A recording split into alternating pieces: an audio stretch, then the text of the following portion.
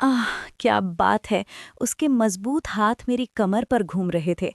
गर्मी जैसे मेरे पूरे शरीर में फैल रही थी और मैं बस कराह रही थी। आह! आर्यन। बस यही पल था जब रेनू की ज़िंदगी में आग लगने वाली थी। जयपुर की एक पॉश सोसाइटी में रहती थी रेनू। उम्र सिर्फ 32 साल, लेकिन शादी के 8 साल बाद उसकी ज़िंदगी एक सूनी रेगिस्तान जैसी हो चुकी थी। उसका पति सुरेश एक बड़ा बिजनेसमैन था।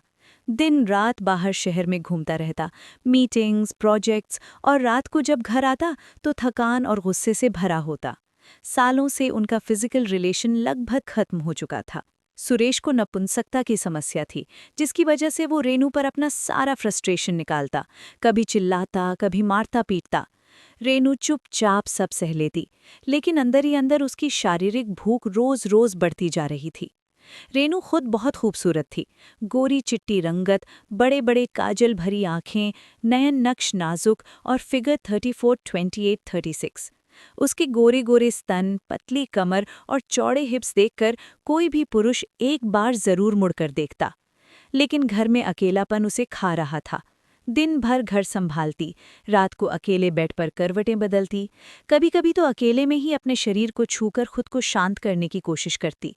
लेकिन वो असली तृप्ति नहीं थी। वो चाहती थी कि कोई उसे छुए, उसे दबाए, उसे प्यार से भर दे। एक दिन दोपहर को रेनू घर में अकेली बैठी थी। हल्की सी साड़ी पहने, बाल खुले हुए और कमर में तेज दर्द की वजह से वो सोफे पर लेटी हुई थी। तभी घर की घंटी बज उठी। रेनू ने धीरे से उठकर दरवाज़ा खोला। सामने खड़ा था आर्यन, 24 साल का जवान लड़का। हाइट 6 फीट, फिट बॉडी, चौड़े मजबूत कंधे, शार्प जबड़ा और आंखों में वो जवान भूख जो छुपा नहीं पा रहा था। वो लोकल फिजियोथेरेपिस्ट था। रेनू की सहेली ने उसे भेजा था क्योंकि पिछले 4-5 दिनों से रेनू की कमर में इतना दर्द था कि बैठना भी मुश्किल हो रहा था। नमस्ते भाभी, मैं आर्यन हूँ। आपकी सहेली ने मुझे बताया था। आपकी कमर का दर्द देखने आया हूँ। रेनू ने उसे ऊपर से नीचे तक देखा। लड़की की फिट बॉडी पर टाइट टी-शर्ट और जीन्स में उसकी मसल साफ दिख रही थीं। रेनू का दिल एक पल के लिए धड़क उठा। अंदर आ जाओ आर्यन, रेनू ने नर्म स्वर में कहा। आर्यन अंदर आया, अपना बैग रखा और रेनू को सोफे पर लेटने को कहा। भाभी, आराम से लेट जाइए। दर्द कहाँ है, मुझे ठीक से बताइए। रेनू शर्माते हुए सोफे पर पेट के बल लेट गई। उसकी हल्की सी साड़ी का पल्लू थोड़ा सरक गया था, जिससे उसकी पतली कमर और ब्लाउज का निचला हिस्सा दिख रहा था।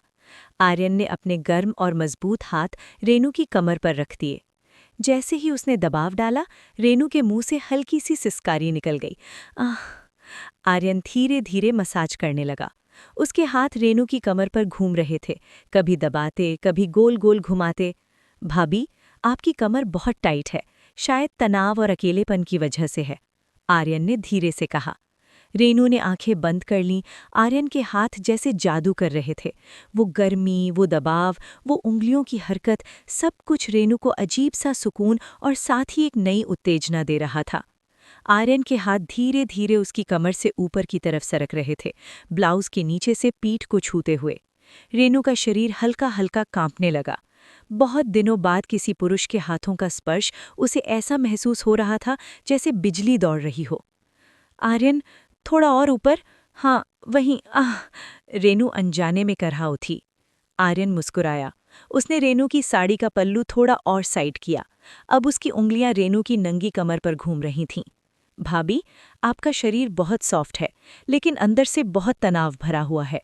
अगर आप चाहें तो मैं पूरा 7 दिन का कोर्स करा सकता हूँ। रोज आऊँगा, मसाज करूँगा और एक खास लेप भी लगाऊंगा। वो लेप बहुत असरदार है। रेनू ने आंखें खोलीं और कनखियों से आर्यन को देखा। लड़के की आंखों में साफ शरारत और भूख दिख रही थी। रेनू का चेहरा लाल हो गया। ठीक है, कल फिर आना। आर्यन ने मसाज और गहरी की। अब उसके हाथ रेनू की पीठ पर ऊपर नीचे घूम रहे थे, कभी हल्के से दबाते, कभी सहलाते। रेनू को महसूस हो रहा था कि उसकी पैंटी थोड़ी गीली होने लगी है। वो खुद को संभाल नहीं पा रही थी। आर्यन, बस बहुत हो गया, उसने हाँफते हुए कहा। आर्यन ने हाथ हटाए, लेकिन जाने से पहले बोला, भाभी, कल मैं खास लेप लेकर आऊँगा। उसके लिए आपको थोड़ा आराम से लेटना पड़ेगा। और हाँ, ज्यादा कपड़े ना पहनना, लेप अच्छे से लग पाएगा। रेनू ने मुस्कुराते हुए सिर हिला दिया। आर्यन के जाते ही वो उठी और आईने के सामने खड़ी हो गई। उसके गाल लाल थे, सांसें तेज थीं। उसने अपनी कमर को छुआ, अभी भी आर्यन के हाथों की गर्मी महसूस हो रही थी। दिल में एक तूफान सा उठ रहा था। ये लड़का सिर्फ मसाज और लेप के लिए नहीं आया, वो कुछ और भी चाहता है, और मैं भी शायद उसे रोकना नहीं चाहती। रात को सुरेश का वीडियो कॉल आया। रेनू ने फ़ोन उठाया और सामान्य बात की, लेकिन उसका मन पूरी तरह आर्यन के मजबूत हाथों और उसकी मुस्कान पर था। वो सोच रही थी, कल क्या होगा? क्या आर्यन का लेप सिर्फ कमर दर्द के लिए होगा या कुछ और भी? दोस्तों, यहीं खत्म होता है लेप वाला लड़का का पार्ट 1। क्या आर्यन कल लेप लेकर आएगा? क्या रेनू की बेचैनी और बढ़ेगी? क्या वो खुद को रोक पाएगी? पार्ट 2 में बहुत हॉट और स्टीमी ट्विस्ट आने वाला है। वीडियो कॉल, बिस्तर के नीचे छुपा लड़का और रेनू की सारी हदें टूटते हुए। अगर आपको पार्ट 1 पसंद आया हो तो लाइक ज़रूर करें, कमेंट में पार्ट 2 चाहिए लिखें, और चैनल इन स्टोरी 2.0 को सब्सक्राइब कर लें ताकि पार्ट 2 जल्दी मिल सके। डिस्क्लेमर, ये कहानी सिर्फ एंटरटेनमेंट के लिए है, पूरी तरह फिक्शनल है।